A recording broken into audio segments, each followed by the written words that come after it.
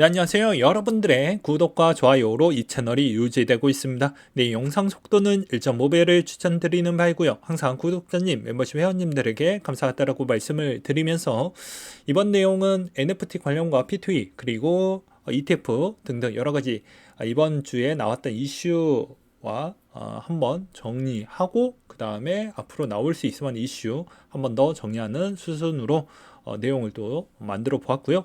그 다음에 1월 1일 기준점으로 아무래도 하루에서 이틀 정도는 영상이 안 올라갈 수도 있습니다. 저도 새롭게 이제 또 새해를 맞이하는 측면으로 한 번 더 계획이나 이런 걸 좀 곰곰이 또 준비하는 시간이 좀 필요할 것 같습니다. 너그럽게 이해 부탁드리도록 하겠고요. 일단 디즈니 ETF 출시를 한다고 합니다. 그건 이제 피나클이라고 하는데요. 아무래도 이제 디즈니 쪽이 최근에 약간 좀 압박을 많이 받고 있는 것 중에 하나가 이제 워너브라더스와 이제 파라마운틴인가요? 그쪽이 이번에 합병 소식이 좀 나오게 되면 이쪽하고 경쟁 구도가 너무 치열해지다 보니까 디즈니도 이제 이 시점에서 배당도 다시 이제 원복을 해 주었지만 아무래도 이제 경쟁사가 계속 치고 올라오다 보니 NFT 같은 걸 이제 신사업으로 좀 돌파하려고 하는 모습이 좀 보여주었고요. 그 다음으로 이제 스타벅스가 24년도 새 텀블러 쿠폰 정책을 도입을 한다고 합니다. 아무래도 이제 친환경적인 NFT로 좀 적극적으로 돌파하려고 하는 모습이 좀 보여주기도 하는데요. 여기에서도 사인의 오더 주문권의 스탬프 한 개씩 적립이 되고요. 스탬프는 하루 최대 3개까지 모을 수가 있다고 합니다. 그래서 NFT 종류도 3가지 정도로 일단 교환할 수 있게끔 만들어 두었고요. 이게 이제 추가적으로 인기가 좋고 안착화가 되면 이제 여러 가지 NFT가 나올 것이고 분명히 이것도 나중에 시간이 지나면 이거 뭐 정확하게 기억은 나진 않지만 NFT에 이제 프리미엄이 붙는 NFT가 분명히 발생을 할 것으로 보여집니다. 아무래도 스타벅스도 그게 궁극의 그런 형태로 가야지만 그 안에 자기가 만들어가는 자산의 하나가 또 생기게 되고요. 소비자 입장에서는 내가 그만큼 이거를 소유함으로써 그만큼 부연 가치와 여러 가지 그런 또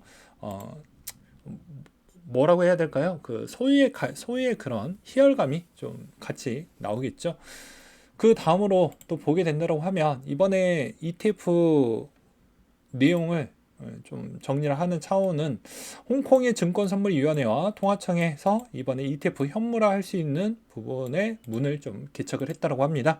아무래도 미국의 이제 조만간의 동향을 보았더니 아마도 이게 좀 빨리 될 것처럼 보이시니까 홍콩도 마찬가지로 그렇게 이제 준비를 한다라고 보시면 될 것 같고요.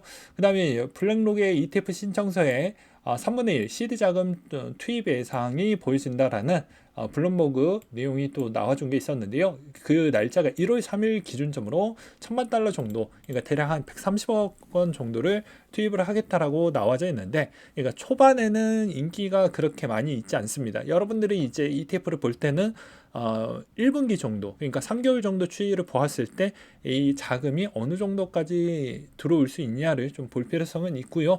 그 다음에 로이터 같은 경우에도 아무래도 24년도 첫 영업일에 비트코인 현물 ETF 승인이 유력할 것 같다라고 이야기를 하고 있습니다. 그 다음에 앨런 머스크는 이제 X에 대해서 24년도 중반까지 결제 서비스를 출시할 것이다라고 하니까 아무래도 도지도 좀 움직일 수 있다라는 가능성이 좀 많이 보여지고요.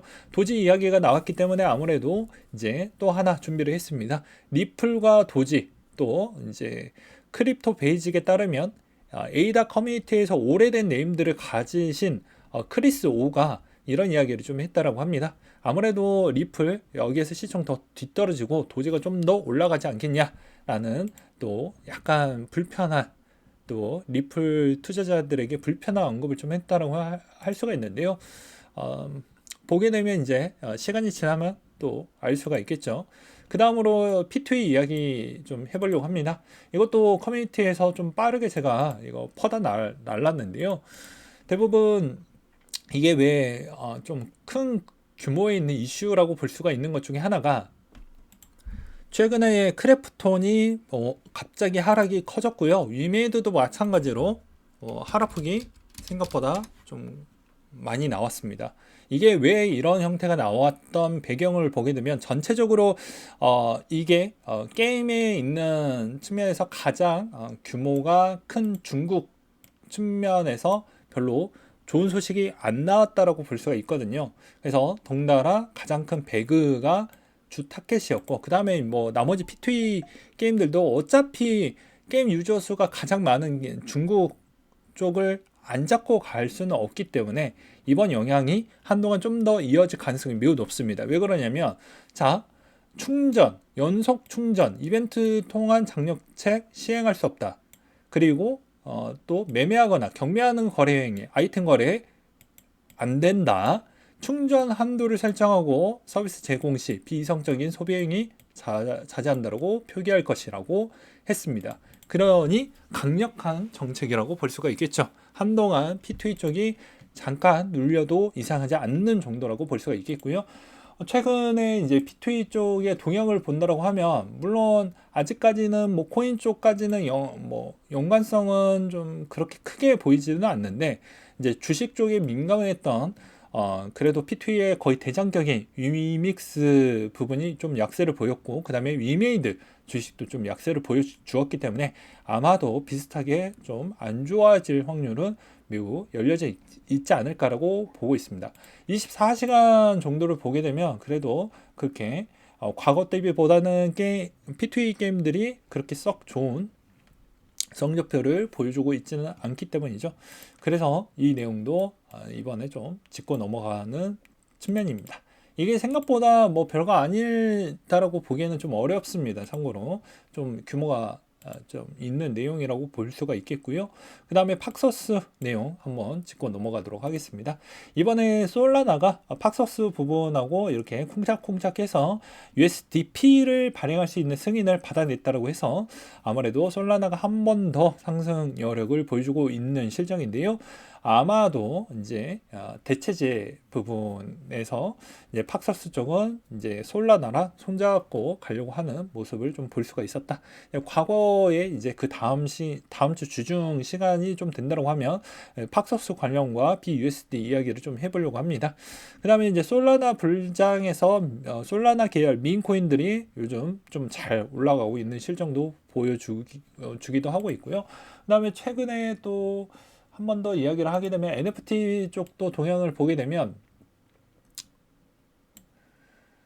자, 원래는 이제 블러랑 오픈시가 좀 많이 먹어주었습니다. 근데 최근 동향을 보게 되면 21년도에서 22년도 NFT 시장이 매우 강했습니다. 그러다가 좀 많이 식었죠.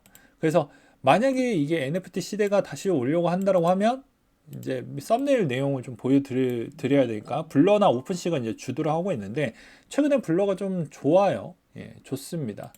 왜 그러냐? 블러가 이더리움 NFT 거래량 비중이 좀 많이 회복을 보여줬고, 그러면 당연히 오픈시도 계속해서 출혈 경쟁을 위해서 어떻게 해서든 계속 더 좋은 뭐 마케팅이나 뭐 무언가를 보여주려고 할 것으로 보여집니다. 네, 반면에 이제 아마도 이 NFT 시장에서 가장 강력한 쪽은 또 어디일까요?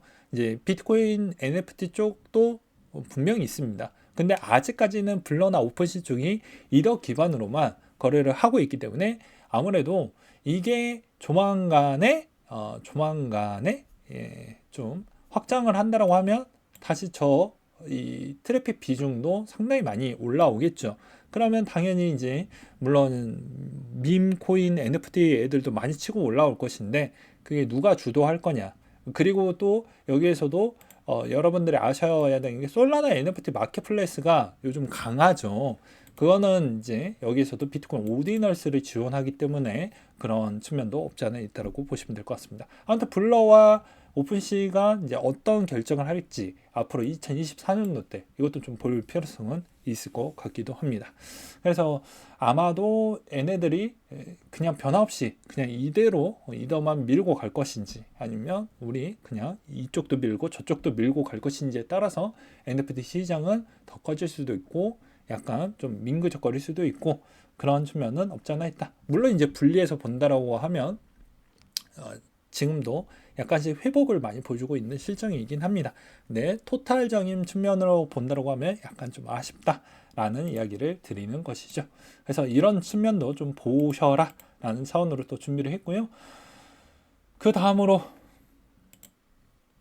저번 주에서 가장 이슈가 좀 될 만한 것들을 몇 개를 좀 설명을 하고 넘어가도록 하겠습니다. 일단 폴카닷은 유틸리티 게임과 협력을 발표를 했고요. 그 다음에 코인베이스에서 상장 폐지 이 부분에 있는 리스트도 곧 발표를 했으니 이 점도 참고하시길 바라겠습니다. 그 다음에 커브 창립자는 계속 커브를 거래소에다가 계속 입금을 하고 있는 실정이니까 아무래도 팔려고 하는 그런 측면이 좀 보여지고요. 그리고 이믹스 부분은 이번에 위메이드 투자회사 쪽에서 웹 3.0 펀드를 좀 조성을 했다라는 내용이 눈에 들어오기도 했습니다. 네, 그리고 이번에 이제 얼마 남지 않았는데 메리 크리스마스 하시고요. 이번에 이제 비트코인 ETF의 마지막 데드라인, 그러니까 수정본이 더 이상 나오지 않는 이제 데드라인 마감 시점이 나오게 되고 그 다음부터는 이제 검토해서 반려되거나 아니면 승인이 되는 그 중요한 시점이라고 보시면 될 것 같습니다. 그래서 요 시점하고 그 다음에 여기에서 이제 CME 선물 만기 부분이 있으니 그걸 좀 잘 보시기 바라겠고요. 선물 만기 시점에서의 분위기가 분명히 ETF를 미리 읽을 수 있는 포인트로도 작용을 할 수가 있기 때문에 그 점을 좀 잘 챙겨 보시길 바라겠습니다. 그 다음으로 이제 마지막 교훈에 약간 좀 쓴소리를 또 연달아 좀 드린다고 하면 요즘에 선물도 많이 하시죠.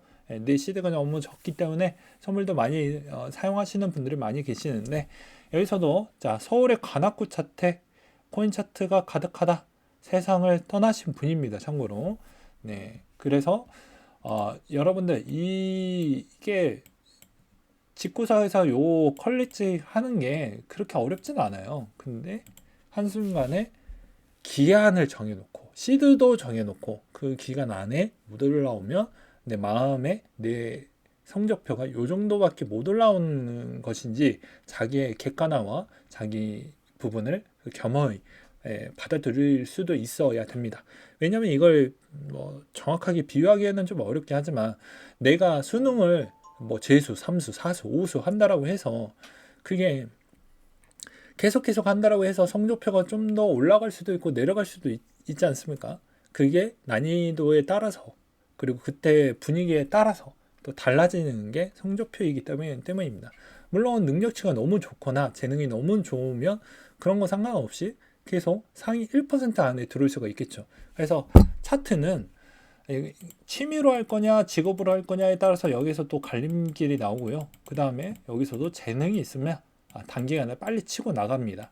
그리고 여기서도 재능에서 내가 이걸 직업으로 할 거라고 하면 웬만하면 1% 안에 들어와야 된다라는 점만 꼭 잊지 말아 주시길 바라겠습니다. 이게 보기에는 쉬워 보여도 어렵습니다. 이상으로 마치도록 할게요.